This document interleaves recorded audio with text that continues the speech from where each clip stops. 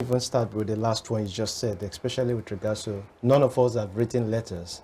Yeah, but we understand that most of us are not in the custom of writing letters. But you find out that the truth in it is that most of the representatives, take for instance, councillors of most localities are not even found within the localities. For instance, in Bega here, there could be a councillor in Bega here, but most of the time they situate themselves far away. So how are they accessible to even those whom they preside over, let alone rewriting it? That's just by the way anyway.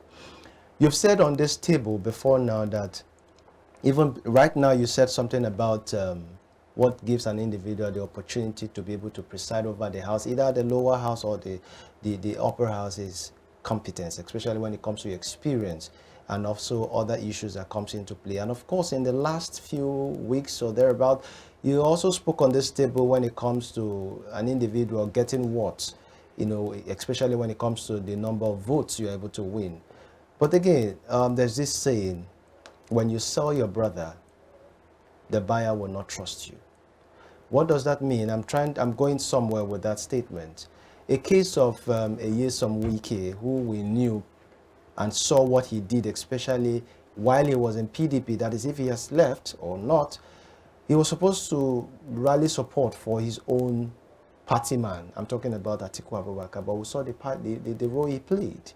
Now, the All Progressive Congress in Rivers State are now mounting pressure and strongly telling Tinubu to consider him for ministerial nomination. What does that mean to you, especially when it comes to party ideology and, of course, anti-party activities? Well, for me, let me tell you where some of us expect that our politics should be.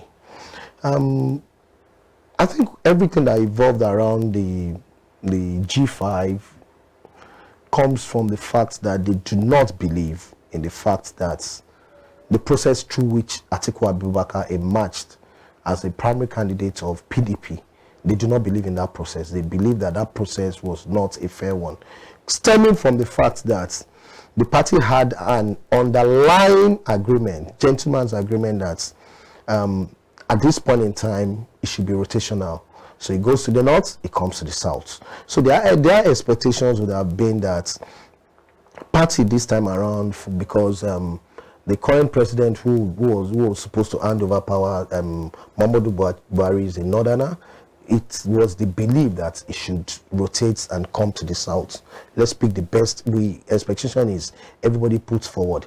So I would not disagree with whatever Wike and the G5 team have done. We should also expect that let's take politics beyond and above, is my party man. He has to be the one to win elections.